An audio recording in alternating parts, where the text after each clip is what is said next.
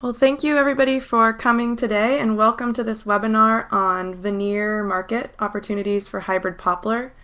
Today's webinar is put on by Advanced Hardwood Biofuels Northwest, or AHB, which is a program funded by the USDA working to make biofuels and biochemicals out of hybrid poplar trees.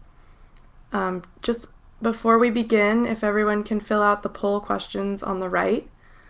Also, everybody's microphone is on mute, so if you have a question, please type it into this chat box on the left here. We're gonna type them in whenever you think of them, but we'll hold all the questions until the end, and then the presenters will address them then.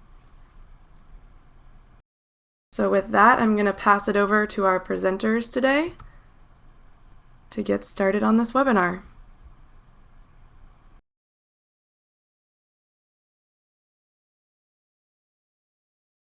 Marina, thank you.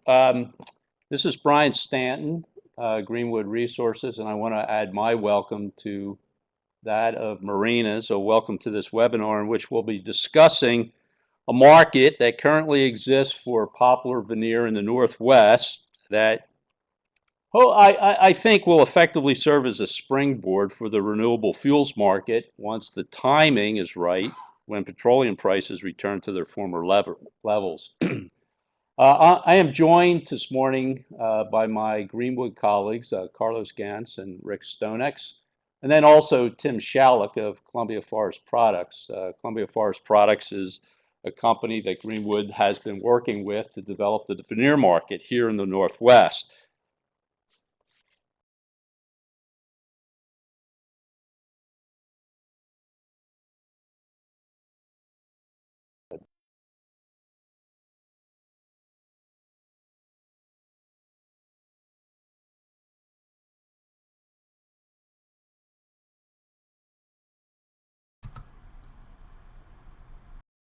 Brian, was it not advancing for you?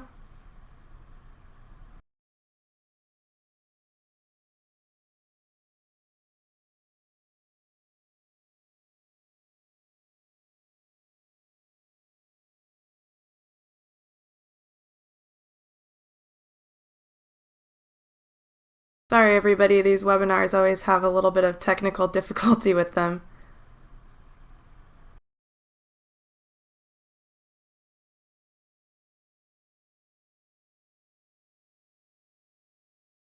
Marina, can you hear us? Yep, you're good. Okay, I think we're back. We had a little issue with advancing the slide. Okay, so 5 parts to this morning's webinar. The first is an update on a change in GreenWood here, the sale of our Boardman tree farm that some of you may have seen in the news. So I'll be going through that before I turn the webinar over to Tim Shalleck with Columbia Forest Products, who will tell us what makes hybrid poplar so valuable as a resource for the veneer industry, as well as sharing with us some thoughts on how best to process poplar logs to improve the recovery of the higher grades of veneer sheets. Tim will be followed by Rick Stonex, our Westside plantation manager, who will present an overview of the salient features of poplar veneer silviculture, how to grow poplar to maximize, once again, the recovery of quality veneer. And then Carlos Gantz, GreenWood's manager of tree improvement and nursery operations, will speak to us about the work he has been doing with the University of British Columbia to develop a selection protocol for hybrid varieties of poplar that are tailored specifically for the veneer market. It's really good science and an interesting story. And then I'll come back to close our webinar with some thoughts about how advances in the veneer market may lead to advances in the energy market. Not advancing again. Okay. All right, so let's begin with an update on the Boardman tree farm. GreenWood recently has completed the sale of the farm, 25,000 acres in eastern Oregon, grown under irrigation. We've managed this farm since 2008 on behalf of the owners of an investment fund, the GreenWood Tree Farm Investment Fund. Last year, the fund owners voted to accept two unsolicited offers, one from a dairy and a second from an agricultural venture to acquire separate pieces of the farm. And they did so because the underlying agricultural value of the farm had appreciated significantly over the years for several reasons. Now, first, the farm now is strategically situated near the Tillamook cheese Boardman production facility. This is important to the dairy interests, of course. And then secondly, for high-value annual row cropping, the farm is just a stone's throw from the Boardman Industrial Park. This is home to the region's food processing industry. Lamb Weston, Oregon Potato, and Boardman Foods all operate at the industrial park. And the industrial park also is the home to several rail and barge terminals that provide ready access to the market. But perhaps the strongest attraction for the farm was its senior water rights to the reservoirs of the Columbia River that really have now become quite important in view of the ongoing drought that has taken hold over the entire western United States over the past 10 years. The primary product, so the primary product of the farm has been saw logs. Up to 30,000 board feet per acre were grown on 12-year rotations for the appearance grade hardwood lumber market. In addition to this volume of sawed wood processed through the sawmill, about 60 million board feet a year, the farm annually produced over 35,000 cubic meters of poplar veneer and roughly 150,000 tons of pulp chips, residual pulp chips, sold to area mills. So it's quite productive. And as far as what comes next, GreenWood will continue to harvest the poplars as they reach rotation over a period of years. We'll continue to operate the mills, merchandising the trees into 3 product lines pictured here: saw timber, veneer, and pulp chips. And that's it. That's it for the update. GreenWood has been very proud of its management of the farm, and we are disappointed to see it pass back into conventional agriculture. But as far as the impact on the Advanced Hardwoods Biofuels program, I actually think the impact will be minor, and perhaps may even strengthen the argument to be made for purpose-grown poplar biomass farms, ones that are integrated into energy companies that actually are going to require some measure of dedicated tree plantations as part of their feedstock supply portfolios. That they're really going to need this to secure their capital investments. So that's it for the introduction. Now we'll really turn to the real subject of this morning's webinar, veneer. And I'll ask Tim Shalek from Columbia Forest Products to talk about what makes poplar so good for the veneer industry and how to maximize that through processing. Thank you, Brian. One thing I want to make sure everybody aware is hybrid poplar veneer has been used in the production of plywood in Europe and in Asia for many years now. It's just now being started to be used in the production of plywood here in the United States. In Europe, Spain, France, Italy, and Bulgaria are probably the major producers of this plywood. It's been well accepted in Europe, and it has many specific uses. With the change in the global economy and the changes of exchange rate, more and more of this hybrid poplar panels from Europe and from Asia are currently entering the North American market. The advantage of hybrid poplar veneer in the use of plywood is it produces lightweight panels, it produces stable panels, and the stability of panels in today's manufacturing processes of producing furniture and cabinets as people move to more mechanization is more important now than ever. The veneer has very little defect. Solid panels are very important without open knot holes in today's marketplace. The knots that you do have in the panel are live and stay in the sheets after veneer drying, which helps make a good solid panel. The color of the veneer in the sap is very consistent, which means that when you overlay it with transparent paper or transparent veneers, you don't get a shadowing effect with the veneer. You get good gluability. It bonds very well with today's modern glues. And that if you take and prune your plantations, you can increase the grade recoveries. Next is a few things that we have learned about producing good quality veneer in the Boardman plantation. You know, the Europeans have not been totally open about sharing all the knowledge they've gained over the years.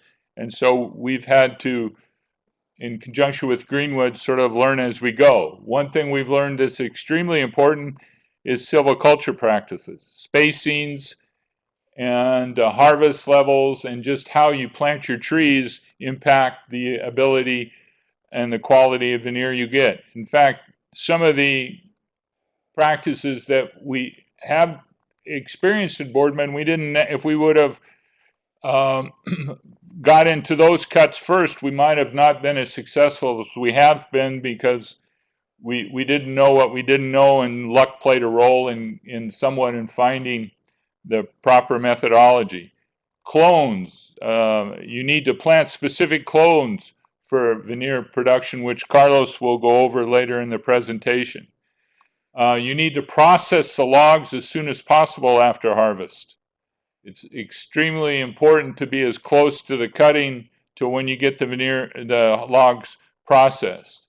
You don't need to condition the blocks much for peeling. Your knives need to be ground popular. You need to process the veneer, the green veneer, and dry the veneer as soon as possible after peeling. And you need to dry the veneer. Takes a little bit of a different mechanism of drying at a low temperature and a slower speed than traditional softwood veneers.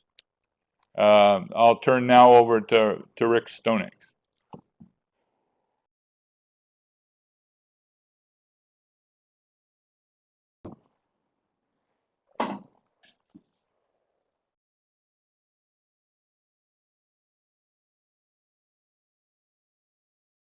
So I'll briefly run over the silviculture processes for veneer production and relate it to what historically was grown in North America 35 and 40 years ago as a pulp production, and has switched to saw log, and then with biofuel on the horizon, thanks to the age being some changing markets in the fuel industry. So pictured there is a varietal, an older developed varietal that was originally used for pulp, and which makes very good veneer, and that's typical of what you want in a veneer stand. Straight, smooth bowls, limited small fine branching. So this second slide shows a newer developed variety that has a parent that's from Asia, and it's quite a bit more rapidly growing than the previous variety we pictured, and has very good characteristics for veneer. If you look at the logs with the red ends, it's very light in color, which adapts itself well to uniformity. It doesn't have much difference. It has fine branching, and again, the growth characteristics is probably, we don't have stands of this to rotation age, but is upwards of 10 or 15% growth advantage just in plain biomass than the previous slide. Site preparation to prepare your field for planting veneer is quite similar to planting for biomass or for pulp. The poplar requires a nice clean site, minimal vegetation control. The picture on the left shows a greenfield development that was conventional agriculture prior. The pictures on the right had rotations of hybrid poplar trees that were removed, so there's stump rows that don't get treated as heavily as the new planting alleys. So difference in veneer production versus biomass production. A large difference is planting density and therefore planting stock. Biomass is high numbers, thousands of trees per acre or hectare, depending on where you're at, and such you're handling many pieces. So the top slides represent that. Small cuttings, 10 to 12 inches long. You need to produce lots and lots of them, hundreds of thousands and millions to plant scale farms. On the lower slides for veneer and even sawlog production, you do low density plantings, 200 to 500 stems per acre or hectare, and you use 1 or 2 year old full growth stems, and you have cultural advantages by planting large stems to start with clear bolls, straighter stems, and you've got a lot more dollars per individual stem, but a lot fewer stems. Again, silviculture, the look is different with the top two slides representing high density biofuel feedstock plantings. Very tight spacing. The trees tend to capture the ground immediately in year 1 or year 2. On the bottom are grown for veneer stands, wider space stands. You have more sunlight reaching the ground. You've got more vegetation to control early in your crop care. As the trees grow up for veneer, and Tim mentioned the value of increasing pruning and veneer grades. You remove the live and dead stems, and not only do you prune, you may train the top. As hybrid poplar tends to grow rapidly, some varieties want to form multiple tops, and so you train the tree to a single stem, and just create nice clean logs that make high quality veneer. Once a stand reaches mid-rotation with a veneer or sawlog stand, there's not a whole lot that needs to be done. You need to continue monitor for things. Cattle and sheep can be used to graze if they're monitored and well managed. Generally, they're pretty low impact years 4 to years 9 until you get to harvest stage. So hybrid poplar is a short rotation crop, 15, 12 years at the maximum. And it's more agricultural than forestry in some respects, and that's do need to continue to do continual crop monitoring and pest management. And that's beavers can be, hybrid poplar likes water. There's lots of water, and you get lots of beavers, so they can be quite damaging to your plantations. There's different fungal disease and insect pathogens you need to watch for depending on whether you're continental or maritime. Maritime has fewer insect problems, but more rust, and is shown in the upper right picture, and fungal problems. On continental climes, when you get inward, you have problems with leaf and wood borers cause a problem. And then always on the lower left, especially in the coastal areas, you've got to be aware of wind conditions, weather conditions. So you do have climatic events you need to be aware of when you plan your plantation, and where you harvest and where you don't, and where you plant. Maturity, those are typical mature stands of different varieties and different intensity of grazing or not grazing. And they make it's a nice pretty forest, and that's 12 years old, and they're ready to create veneer. Harvesting operations are similar to conventional logging. The advantage is it's farmed, and it's in rows and repetitive, similar sized trees. So it leads to mechanical harvesting, which is a low cost form of harvesting, and it's safe. People don't get on the ground. Everything's done from within a cab or within a truck. Very, very, very rapid. And as Tim alluded earlier, they need fresh logs is best for the process. So you can time your harvest operations with your delivery needs at the mill, and in essence, store your product on the stump alive and green till you need to deliver it to the mill. So, and with that, here's Carlos Gons. Thanks, Rick. Well, in the following slides, I'm going to briefly explain how the how are the steps that we follow to select improved hybrid poplar clones, and link this to the results that we have obtained from a Veneer study that we are developing. It's an ongoing project still, and we are working on that project with Rick's team in the resource management group of GreenWood, and also with Tim's team in Columbia Forest Products. So the next one. Okay, so tree improvement for hybrid poplar starts with the use or utilization of the variability that we can observe in natural stands or in genetic trials. And we select, once we identify good trees or clones in this case, we select the best individuals so that we can move those individuals to a breeding orchard. And this breeding orchard is an area where this collection of good individuals are located so that we can collect branches from them to do hybrid crosses. We work with different species, poplar species. About four are the main species that we are using right now.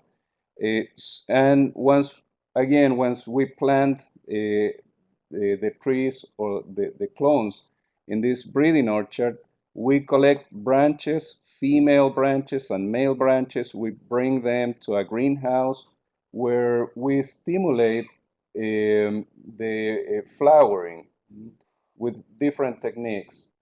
And we produce, or once they flower, where we isolate the pollen and we do the control pollination, which is the picture. That's what I moved to the previous slide, because that picture shows how do we apply the pollen from one species, from one select tree of one species to a select mother tree of a different species.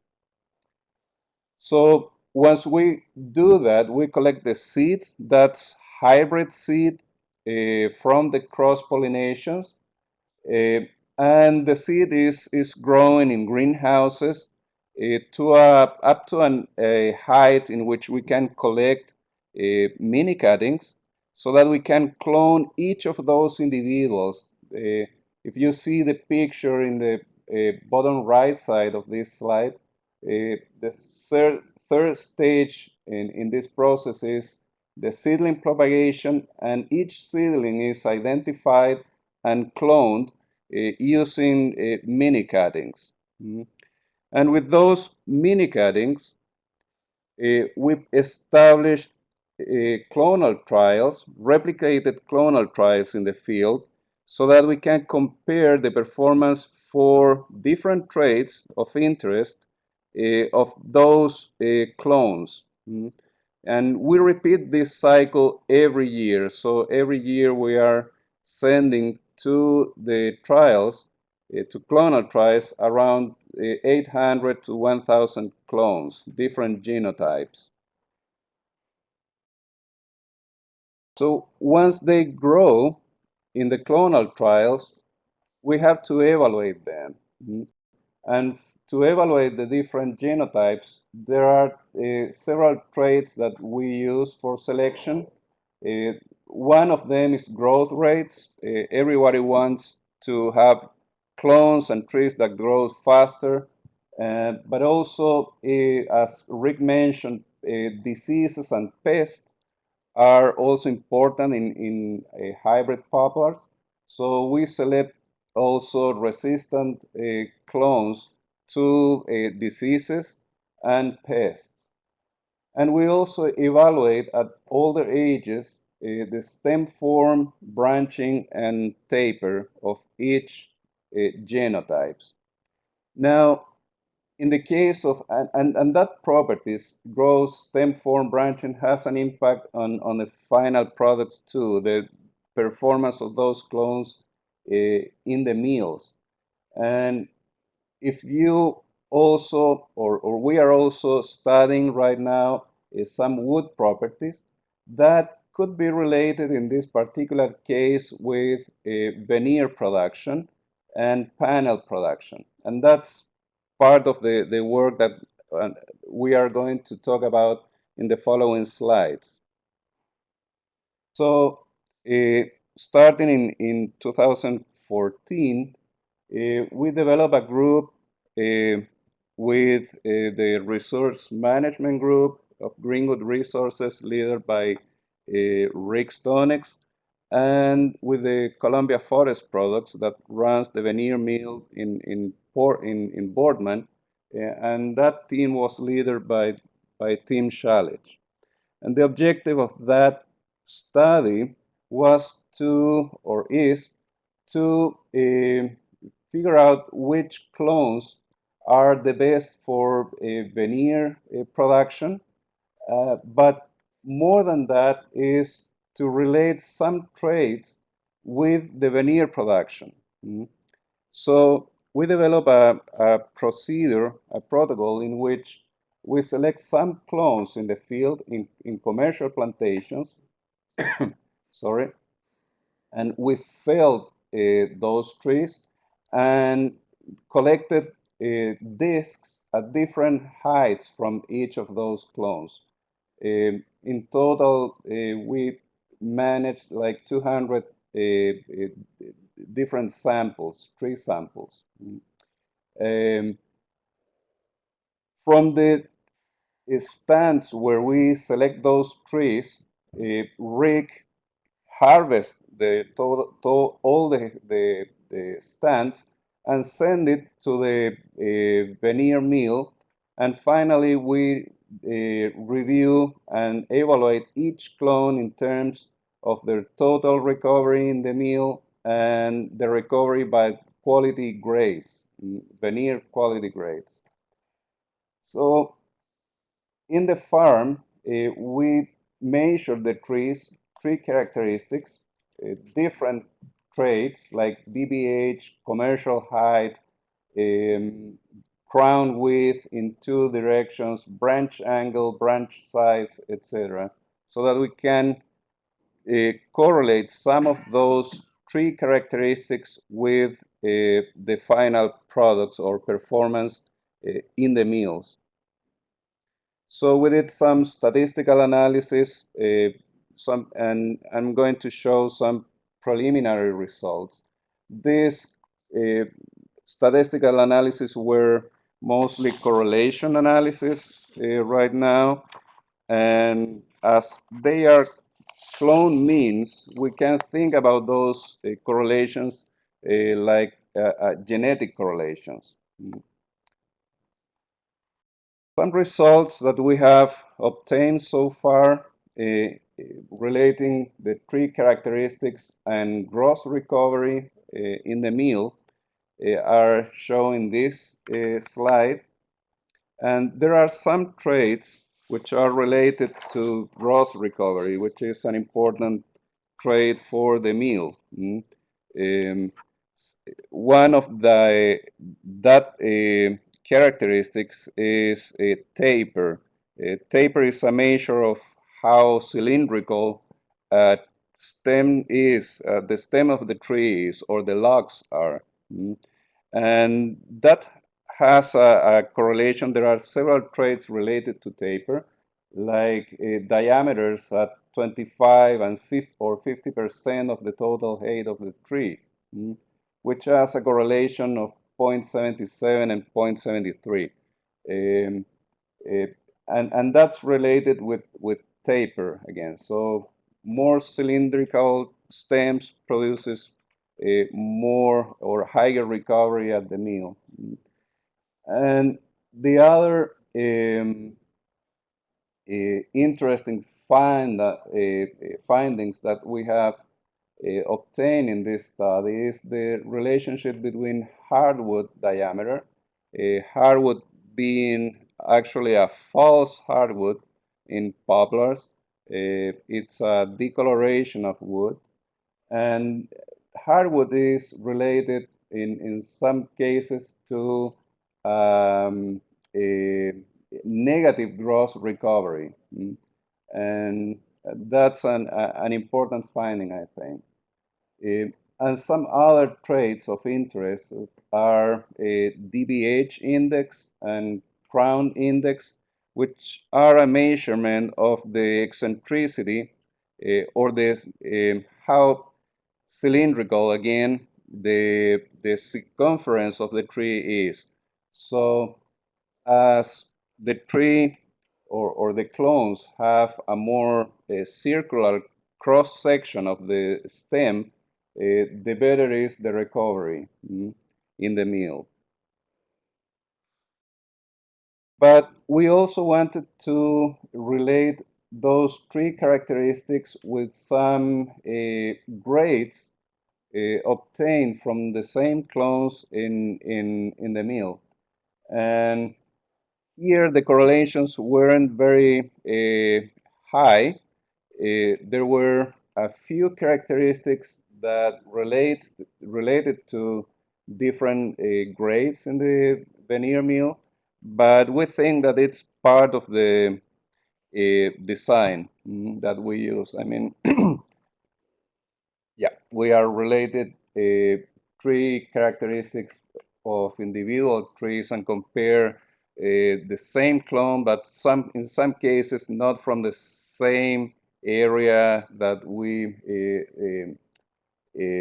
sample the trees initially to obtain these tree characteristics.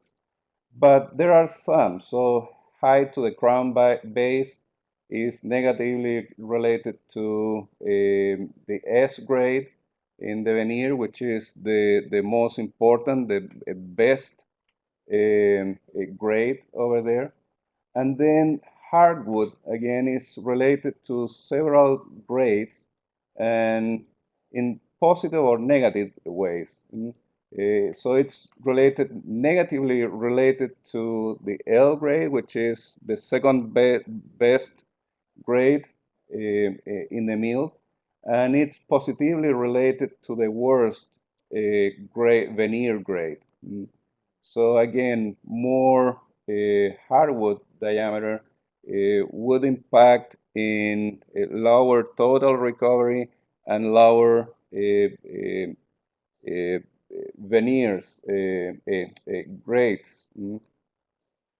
So in some conclusions that we have obtained so far, some of them are expected, some other not so expected, or we didn't know actually, but in general, trees with a higher volume growth and better stem strideness and taper, and with reduced hardwood diameter are related with higher recoveries in the meal, the veneer meal, both in as total recovery and also of better grades.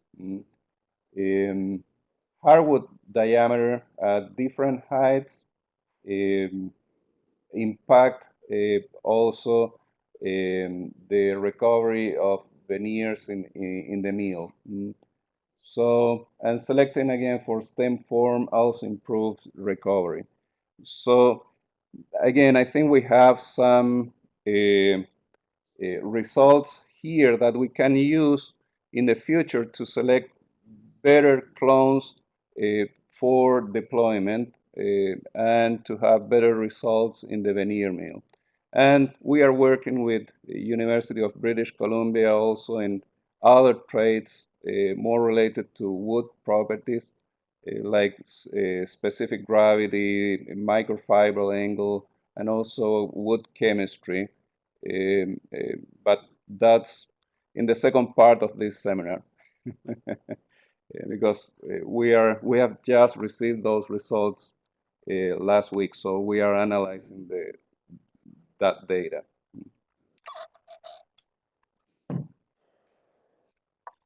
Okay, thank you, Carlos. So again, this is Brian Stanton returning to the webinar microphone to close out our this morning's presentation. I think I should say that it may seem odd at first blush to be talking about poplar within the veneer market during a program that otherwise focuses on growing green energy. And I think this is simply a realization of economic conditions as they exist in our world today, and that the biomass market will be delayed when, for some time, with alternate sources of petroleum driving down today's crude oil prices, along with the drop in the world economy. So the biomass market's going to be delayed for some time, but in the interim, GreenWood Resources, Columbia Forest Products, we've made some very good strides in developing another outlet for poplar logs, in this case, both in the sawnwood industry and as described this morning in the veneer industry. And both have taken hold in the Pacific Northwest. What differentiates the veneer industry, I believe, is that, as Tim mentioned, it's a global market. We are seeing products, panels from Asia and Europe showing up in North America. What we would like to do is develop more of a homegrown industry to capture a greater share of the domestic market, working with Columbia Forest Products. Poplar is an ideal tree, not only from an environmental standpoint, being grown in certified plantations, but also from its physical characteristics. It does, as Tim Shalleck described, makes for lightweight, stable panels that have superior bonding properties. Silviculturally, there are things that can be done, should be done to maximize the value of the logs that are cut from our plantation, and I've identified one here. Pruning, but spacing is important, as is varietal selection. As Carlos described, minimizing heartwood, increasing cylindricality of the logs, straightness, fine branching, all are important in maximizing veneer grade recoveries. And then finally, it's our feeling that the veneer initiative will help prepare our region for the eventual emergence of poplar plantations that are grown specifically for refineries. The veneer process, manufacturing process, as well as the sawnwood manufacturing process, results in residuals, that portion of the tree that is not cut into boards or peeled into veneer sheets. That material will be, always is available for secondary markets, either the pulp and paper industry or the renewable energy industry. Having more of that supply available as veneer industry grows will certainly help the bioenergy industry take wing. And then beyond that, as I said earlier, however, dedicated plantations are absolutely necessary. Residual supplies will not be sufficient to meet the large quantities of feedstocks that are required by the refinery industry of the future.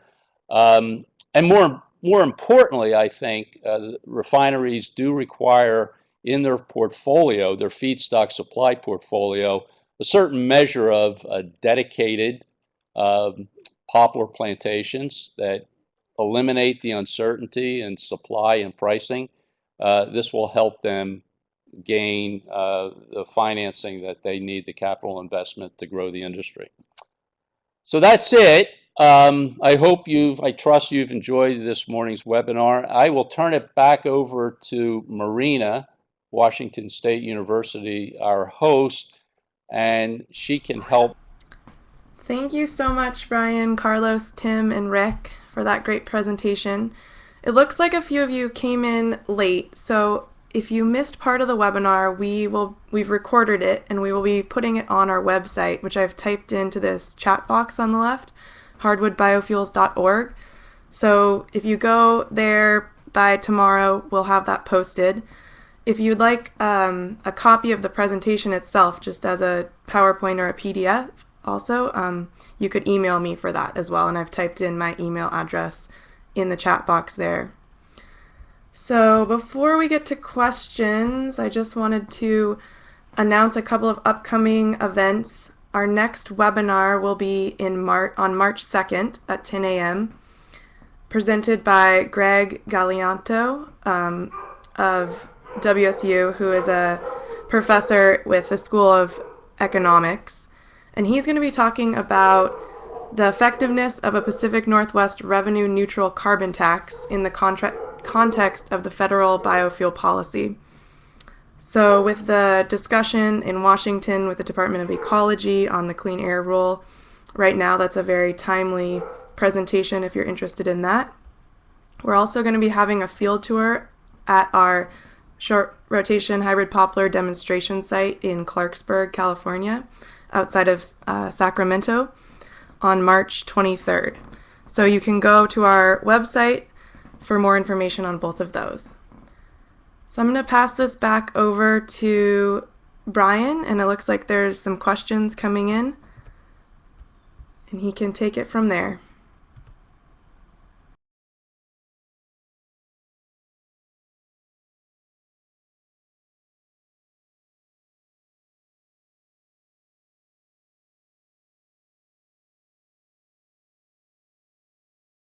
Oh, also, if you could fill out these poll questions on the right of the screen again. We've got a couple more follow-up questions here for you. Thanks.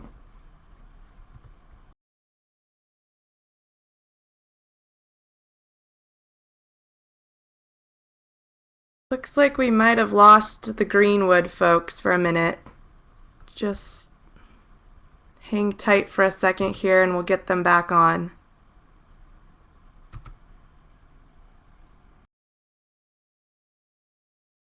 Marina, we're back. Can you hear There. us? Yep, we hear you. Okay. Apologies. We're not shy for questions. We had a technical problem here, but we're back online. So Dennis Parent has a question as to how much revenue a landowner can expect for delivered logs. Rick, I think you're probably most experienced here. Yeah, the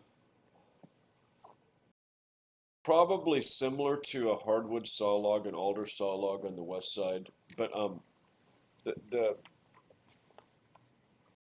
current, so in the better than chip returns, but not as much as a high grade softwood saw log at this point. So, and part of it is the transportation problems. Is the industry is in its infancy in some respect with a single manufacturing facility at this point that regularly peels hybrid poplars. So.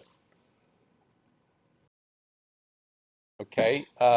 April Mendez, question on the size of the domestic poplar market in Veneer, both acreage as far as the market. Tim?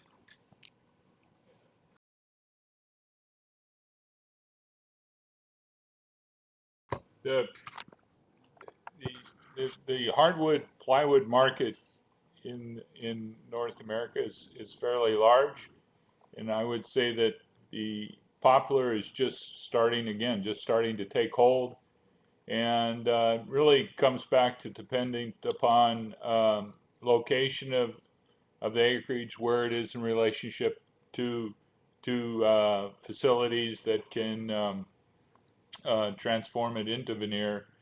But in Europe and in Asia, it's quite an extensive market. So it's, for me to really say what it is today, I would be talking out of turn. Right. But I would say that it has an opportunity for a growth market. Right. And I would add to that at our Boardman farm over the years that we have grown poplar for the veneer market and operated the veneer mill, the size of that production was 35,000 cubic meters annually. As the Boardman farm transitions back to agriculture, we will be moving production over the next period of years to our west side farm in Clatskanie, closer to the coast. And the plan is to expand acreage, perhaps as much as doubling the size of the farm, bringing it to close to 11,000 acres.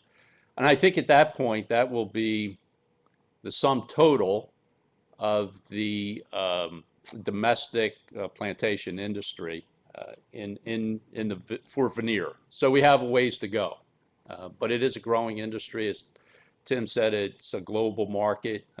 There's a lot of opportunity.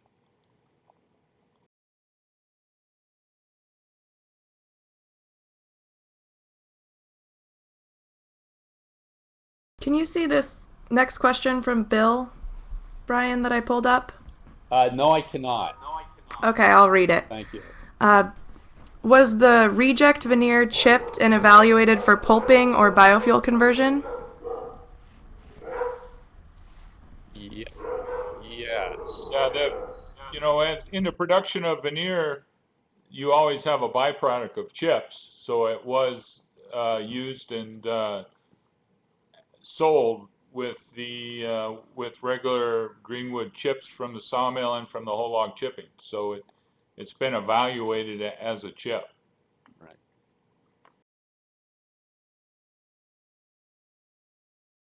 Marina, we're having trouble seeing questions here. Perhaps you can. Oh, okay. So here's another one from April Mendez. What are projections for what kind of pricing biomass could go for if petroleum prices go up enough to create an opening? I'm not sure what that pricing would be. We actually had a webinar on the prices of jet fuel and, if you were to turn it into biofuels and the economic repercussions of that for our last webinar. Mm-hmm. So you could check that out on our website, and I don't know the numbers off the top of my head, but I can send you some information, April, if you're interested in that. Right. But I think we at GreenWood Resources, we typically, when we work with our investors to develop dedicated energy plantations, to get them the rate of return that they need to justify investing with us, we are looking at biomass prices of $100 to $110, maybe $120 a dry ton delivered.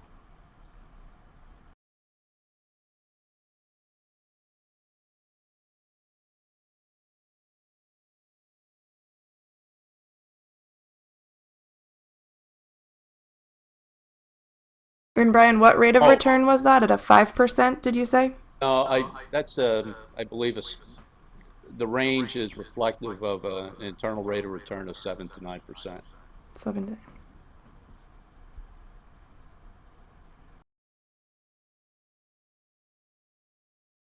Great. Well, if there aren't any more questions, looks like one's coming in.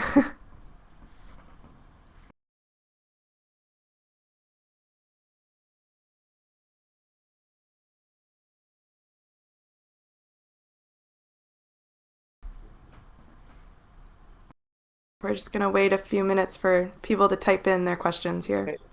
So one from Todd Degner, if GreenWood or Columbia Forest Products had to select other regions of the U.S.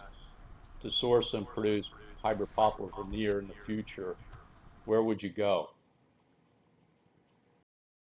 I'll answer for GreenWood. So we have been looking at, in addition to the Pacific Northwest, we have been looking at the Southeast. not so much for hybrid poplar, but for eastern cottonwood.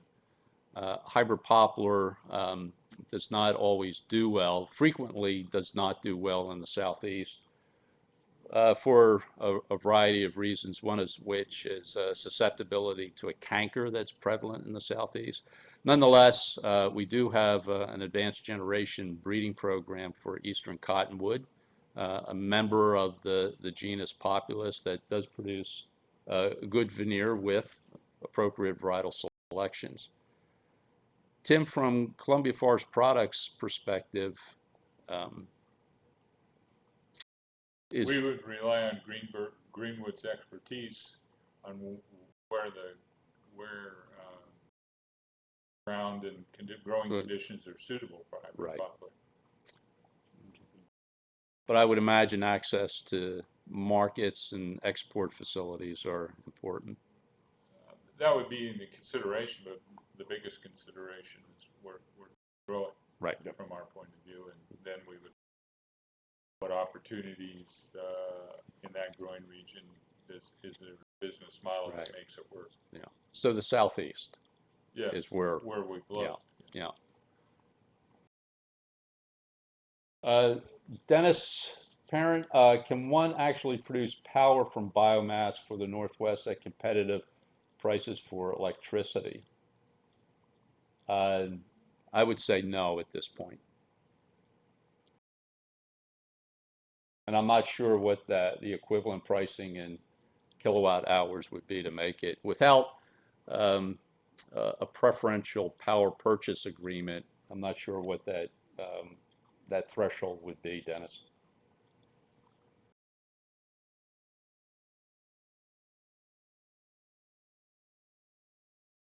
And Dennis, I might add that's not on a capitalistic market. In Europe, that is done on coal replacement currently.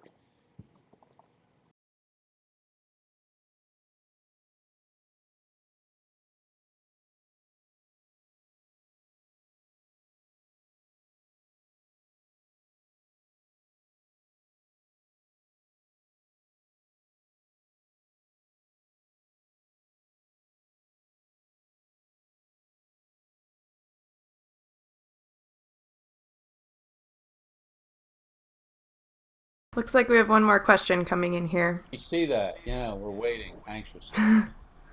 Oh, they stopped typing. Okay. Well, thank you all for coming. I think we'll stick around for a few more minutes just in case there is another question. It looks like there might be.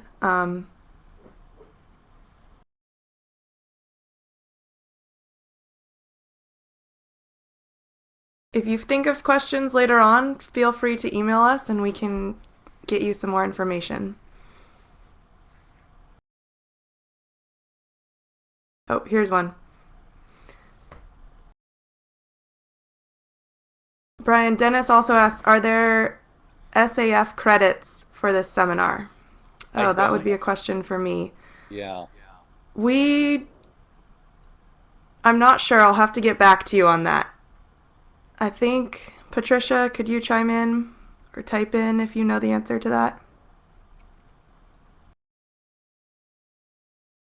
Here's a question about the veneer. What are the current prices for HP for veneer? So, Tim or I could answer. Rick Stonex here. Currently, the supply agreement for hybrid poplar for veneer we have with Columbia Forest Products is for FSC certified, and the only FSC certified is on our farms in the Northwest, and so that can't be disclosed. I mean, that's a internal price agreement with them. It's not public. But again, it's relative to what I said earlier. It's comparable to close to alder sawlog prices, if you want to say that in equivalency. Medium grade softwood timber prices. So. Okay, and then Chong Dao has a question on the difference between short rotation poplar production for refinery operations as well compared to solid wood industry. So we typically, our model for bioenergy production, it's a 15-year rotation uh, that is arrived at through a series of five 3-year cutting cycles. So you plant, you cut, harvest after the first 3-year cutting cycle, and then you begin a succession of 4 3-year coppice cutting cycles. The 5 3-year cycles gives you a 15-year rotation. For saw log and veneer rotations, uh, we're limited by Oregon forest practices to growing the poplar for 12 years and still having it recognized as an agricultural crop. If we go beyond 12-year rotation, it then becomes a forest crop. We would like to go further for other reasons, not one of which is to maximize the investment in pruning to maximize the recovery of clear wood. So biomass production, veneer logs, 150 tons per acre of wood, and about 100 tons of that's veneer logs in rough numbers. And biomass production over a 15-year cycle, if I do the math right, Brian, would be more like 220 tons total over the production. You have the juvenile growth at years 1, 2, and 3 off of a resprout. You get much more rapid growth than planting from a stem in the first 3 years of a veneer production. So you get more biomass off of biomass production rotation, total biomass. But the trade-off is a veneer biomass is worth a lot more money.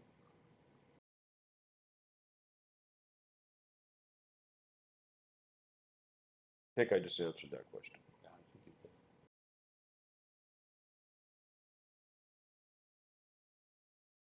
Well, so Jeff Kalstead is asking if Zeachem is a biorefining company. They develop both cellulosic conversion technology as well as refineries and manage those refineries.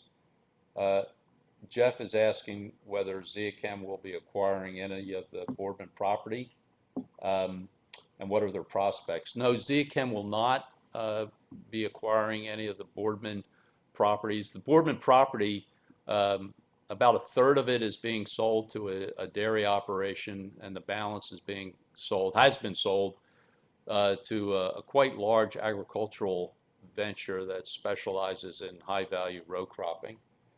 Zeachem is nonetheless continuing to develop their commercial refinery in the Boardman area.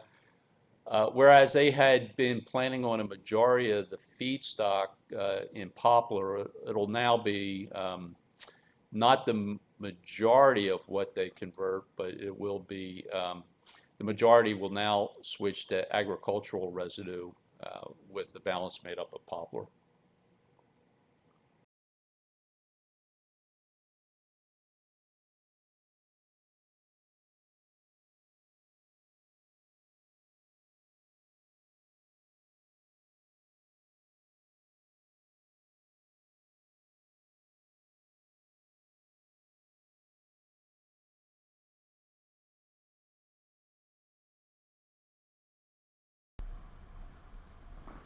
So Dennis Parent is asking how much longer GreenWood will be able to harvest the poplar.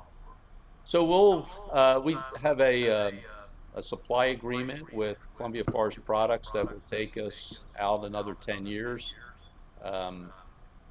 So at least for that long, we'll be operating both operations in Boardman and Clatskanie.